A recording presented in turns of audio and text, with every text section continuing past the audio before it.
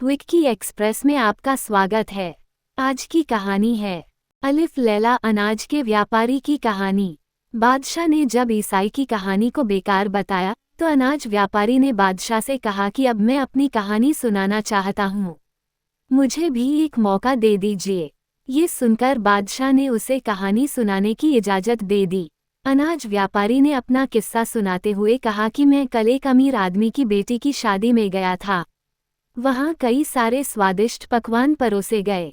सबसे अच्छी लहसुन की चटनी थी जिसे सब लोग बड़े स्वाद से खा रहे थे। तभी मैंने देखा कि एक आदमी आंखों को झुकाकर खाना खा रहा है और उसकी प्लेट में लहसुन की चटनी भी नहीं थी। उसी समय अन्य लोगों की नज़र भी उस पर गई। सभी ने मिलकर उस व्यक्ति से पूछा कि वो लहसुन की चटनी क्यों नहीं खा रहा है। उसने डरते हुए जवाब दिया कि मैं लहसुन की वजह से कई सारी परेशानियां झेल चुका हूँ, इसलिए इसे मैं नहीं खाता हूँ।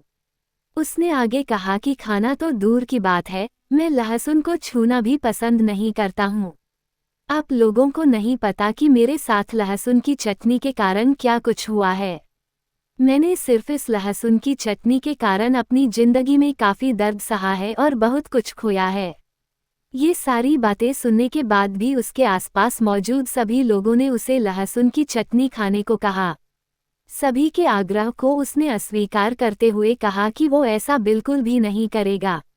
उसी वक्त वहां वो अमीर आदमी पहुंच गया जिसकी बेटी की शादी थी। उन्होंने उस व्यक्ति से कहा कि अब तुम्हें ये लहसुन की चटनी खानी होगी। अगर तुमने इसे नहीं खाया तो मैं इसे अन्न का और अपना अपमान समझूंगा। दुखी आवाज में उस व्यक्ति ने कहा कि आप लोग इतना कह रहे हैं तो मैं इसे चख लूंगा। ये सुनकर वहां मौजूद सभी लोग खुश हो गए। तभी लहसुन की चटनी खाने के लिए उस व्यक्ति ने एक शर्त रखी।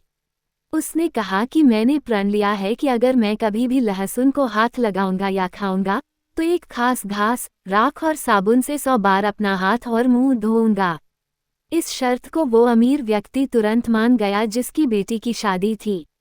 उसने फटाफट उस खास घास के साथ ही राख और साबुन का इंतजाम कर दिया। अपने सामने सारी जरूरी चीजें देखने के बाद उस व्यक्ति ने कटोरी पर रखी लहसुन की चटनी पर 2 उंगली डालकर उसे डरते हुए निकाला। उसका चेहरा देखने लायक था, उसे काफी पसीना आ रहा था। फिर उसने उंगली से निकाली चटनी को खाने में मिलाते हुए अपनी 4 उंगलियों से खाना उठाया और खाने लगा। ये देखकर सभी लोगों को हैरानी हुई।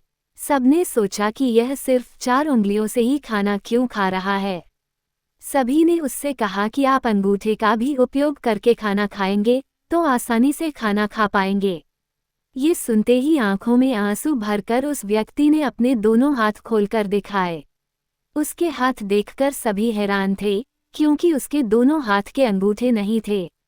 दुखी आवाज में उस व्यक्ति ने कहा कि हाथ ही नहीं बल्कि मेरे दोनों पैर के अंगूठे भी नहीं हैं।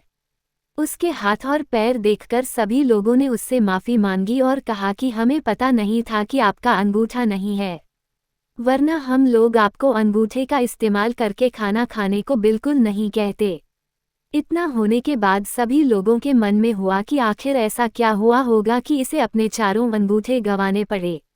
तब तक वो व्यक्ति वहां से उठकर घास, साबुन और राख से 100 बार हाथ और मुंह धोने के लिए चला गया।